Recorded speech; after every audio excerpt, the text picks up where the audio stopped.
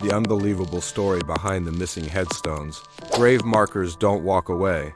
I told myself the first time I drove into a cemetery to log a missing headstone report. And yet, within weeks, the calls kept coming, a bronze veteran plaque ripped off overnight. A beloved angel statue gone from a mother's grave, whole headstones toppled or vanished without a trace. Families were devastated, angry, and rightly demanding answers. This became more than petty theft. It became a violation of memory itself. Across towns, the pattern repeats. Headstones and grave markers targeted for metal, vandalized for spite, or removed in the fog of bureaucratic error. In one small town, police launched an investigation after a headstone was stolen from the city cemetery, a single case that opened a wider inquiry into similar thefts. In other places, the motive was brazenly criminal.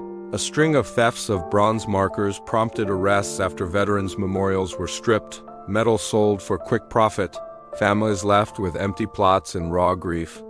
Law enforcement traced a commerce trail, stolen bronze vases and plaques showing up at scrap dealers and on the black market. Not all disappearances were straightforward theft. Some investigations unearthed shocking mismanagement. At one prominent national cemetery, officials once discovered discarded headstones in a stream and record-keeping so poor it led to graves without proper markers. That revelation forced a deeper probe into how headstones were handled and showed how administrative failures can compound families' pain. Then there are the outrages that feel like attacks on humanity. In one coastal city, cemetery vandalism targeted sections where indigenous people are buried. Community leaders and the acting mayor called the acts senseless and expressed deep disappointment at the disrespect shown to grieving families. Those incidents aren't just property crimes, they're cultural wounds. Sometimes, though, a case resolves in unexpected ways.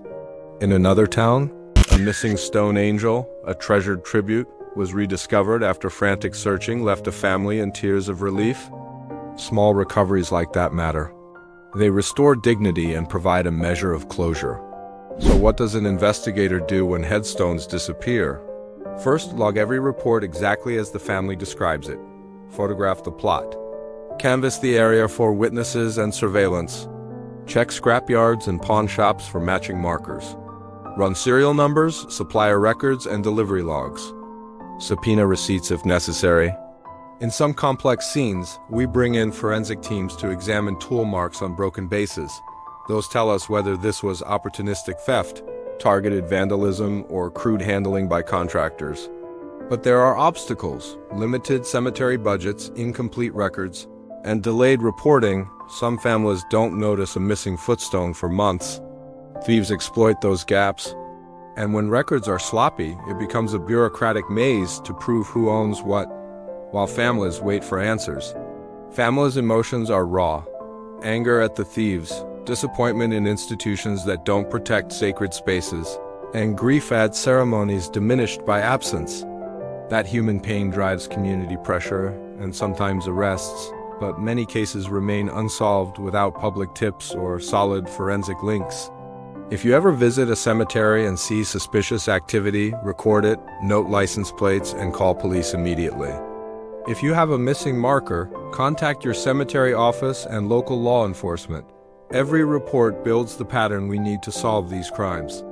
If this story moved you, subscribe for more investigative deep dives and comment below. Have you or someone you know been affected by missing headstones? Share details. Your tip could help bring a marker home.